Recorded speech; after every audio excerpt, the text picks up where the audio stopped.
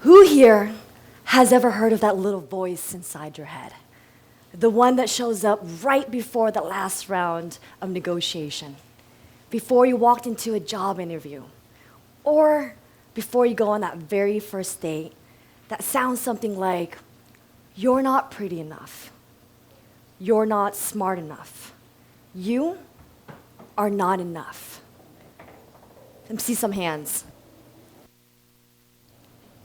And I'm asking this question because I hear her too. I hear her every day. She's that voice that shows up to the party she was never even invited to. She's the one who sits on my shoulder and tells me everything I don't want to hear about me to me at the worst possible times. See, back in the day, having this voice, being able to make this type of judgment, these are primitive responses. And they have always been a part of our ancestors' evolutionary history. Because for them, it was a matter of life versus death. Psychologist Timothy J. Bono says, we especially pay attention to these things in our environment because it's our body's way of keeping us safe. So when our ancestors see a big bear, something tells them danger. Nowadays, when we get a Slack message from a boss that says, "Come to my office, we need to talk," our body immediately responds the same way. You see, this inner critic has been a survival mechanism, and it's there to protect you against taking risk or every time you're about to do something that allows you to step outside of your comfort zone. But it's that same voice that's the reason why you haven't tripled your income, and you haven't started your passion project, and you haven't quit your soul-wrenching job. This inner critic, inner mean girl / boy, has been your enemy your entire life. But today, I'm going to show you how to make him or her your best friend. So how are we going to do that? I'm glad you asked. We are going to talk about the F-bomb. No, not that one. We're going to talk about fear. How not all inner mean girls are mean. Not all fears are scary. 5 years ago, I graduated from my dream university. Fight on. And like many millennials, we struggled to find a full-time adulting job. And so I never, ever told anyone this, but I ended up taking temporary positions, working at Costco, passing out food samples at the local supermarket. I even had a short stint in acting. And on the weekends, I partied a lot. I got intoxicated. Any money I had, I spent it on Coachella, the best music festivals and concerts, because my greatest fear at the time was #FOMO, fear of missing out. And in my head, I genuinely thought that I was living my quote-unquote best life. All that changed one morning in March when I received a phone call from my mom. She said, "Gong, you need to come to the ICU right now." But why, Grandma? It's not going to make it. And the next 2 hours were the longest hours of my life. Nothing you can ever do will ever prepare you for that moment when you're about to lose someone that you've grown up with your entire life. It was so hard. Through her loss, it was the first time that I've ever experienced the depth of grief and heartbreak and every emotion I can possibly think of all in one. And I grieved for a really long time. I still am today. And I remember there was a day when I hear this voice inside of my head that says, Khanh, what are you doing with your life? What the heck are you doing? I didn't have the answers. I just knew I was asking the question. 3 months after her passing, I saw this ad on Facebook. And this man was looking for DJs and MCs to add to his growing roster. He had a mixer on Thursday night. And I thought, the easiest thing I can possibly do is to just show up. And I did. I showed up, and that mixer ended up being a blind audition. The next morning, I got an email from him, and he said, Khanh, I'm so excited for you to join and be a part of our team. Just say yes. That's what I did. I said yes. And as soon as I kind of gather my thoughts, I'm like, oh my goodness, I literally know nothing about the event industry, you guys. Why did I even say yes? But like many rookies, I had to learn the ins and outs, and that's what I did. I shadowed the best of the best in the industry so that I can learn how to produce an event of that magnitude. And it was scary, but my heart said I had to do it. You see, there was this study that was conducted where the researchers asked participants to do the scary thing as well. And the research had participants sing Don't Stop Believing in a karaoke machine, and there were 3 groups. The first group was the control group. They walked in, they sang the song, they walked out. The second group, they had the participant do something a little bit different. They wanted the participants to say, I'm anxious. So that's what they did. They say, I'm anxious. They sang the song, they walked out. Then we had the third group, which is the group where they asked the participants to say, I'm excited. Sing the song, and walked out. And what they found was something very interesting. The I'm excited group not only outsang, outperform, but they also showed the most fun throughout the entire experience. And this was groundbreaking to me. And here's why it's so important. This tells me that the way we experience fear, excitement, it's the same thing, and activate the hypothalamus, that part of your brain, the same way.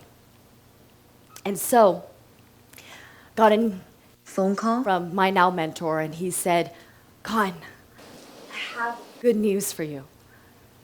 I think we booked your very first wedding. And the only caveat was, you have to speak both in Vietnamese and in English because they're looking for someone bilingual. And once again, I said, yes, let's do it. And as soon as I hung up the phone, immediately, it's racing through my mind. And I thought, my goodness, was this the right thing to do? You see, in cognitive behavior therapy, these negative emotions happen subconsciously. And they happen quite a lot when fear and anxiety and self-doubt is in the room. And it's completely normal. So there I was on my wedding day, drove up to the LA Park Plaza Hotel. And it was one of the biggest venues I've ever seen. I asked one of the vendors, how many people are we expecting here today? She said 550, and I almost peed in my pants. 550? And so I went into the back room, hyperventilated, And I was thinking, oh my goodness, I'm going to screw this up. I'm going to embarrass myself. Something is going to go wrong. They're going to find out that I know nothing about anything about what I'm about to do. And so once again, the inner mean girl was so incredibly present in the room with me. And I know you've all have experienced this in your own version, some way, somehow, as well. All right? Yeah, it was hard. I just blanked out. I didn't know if I should run or if I should just go for it, but I knew I had to do something. See, have you ever been in a meeting where the speaker asks for feedback and suddenly you have this light bulb moment and you're like, man, I have this great idea. And just as you're about to raise your hands, there's this voice that says, nah, it's actually pretty crappy. You should put it down. And so you did. And then the person right next to you raised their hands, and then they said the exact same thing that you were just thinking about. Only this time, everyone else applauded and complimented on how great and innovative their idea was. And then you're sinking into your seat and you're thinking, I should have said something. That could have been me. See, these are the moments that can make or break you. Because whether you realize it or not, you could have been potentially be one idea away from pitching on Shark Tank. One idea from starting that $1 million venture. One idea from changing your company's culture. But you chose to say nothing because fear got in the way. And that's the thing about our body. It responds to adrenaline, and suddenly we're preparing for danger, even though we're not actually in a situation that is dangerous. And the key is this: do not let that voice paralyze you. So there I was, right at the beginning of the evening reception. My armpits were sweaty, my knees were trembling, my heart was beating so fast out of my chest, and every part of my body told me no. But what I did next changed my life. I took 3 deep breaths.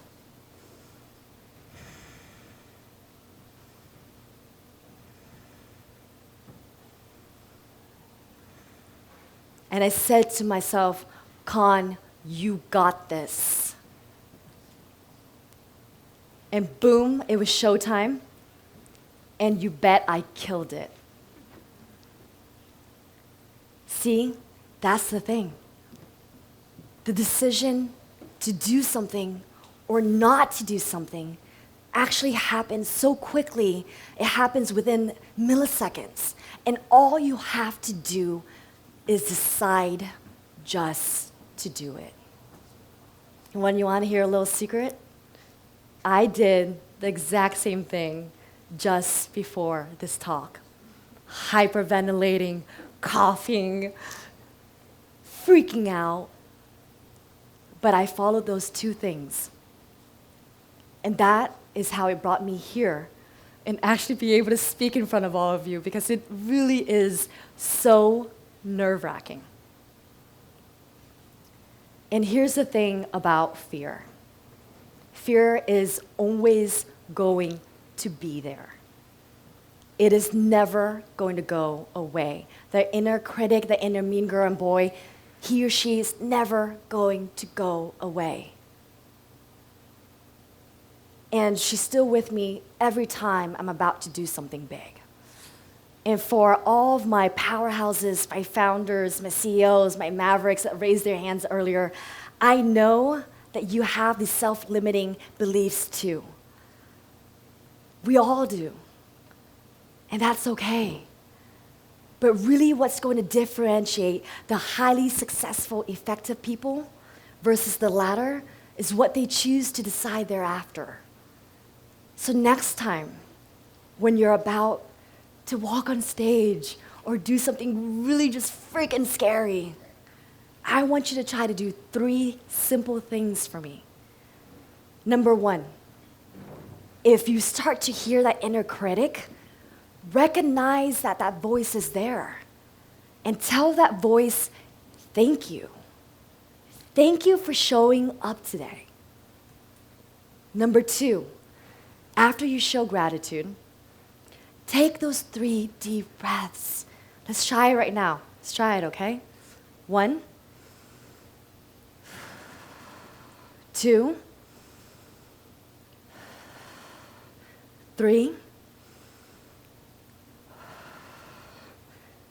And last thing is, tell yourself, you got this shit. You've earned this. And that's the last validation you need to be able to go out and conquer the freaking world. That's it. 3 simple things. This changed my life. I went from being broke, lost, so confused, to building a business I love and doing things that bring me so much joy. And that was it. 3 simple steps. And I know you can do it too. And so, I will have to let you know that it's going to be weird at first, but it is work. It is deep work, but it's part of the human experience. And so if I can leave you with one truth, it's this. You're going to lose in life, whether it be a job, a promotion, an opportunity, or a relationship, or even a loved one.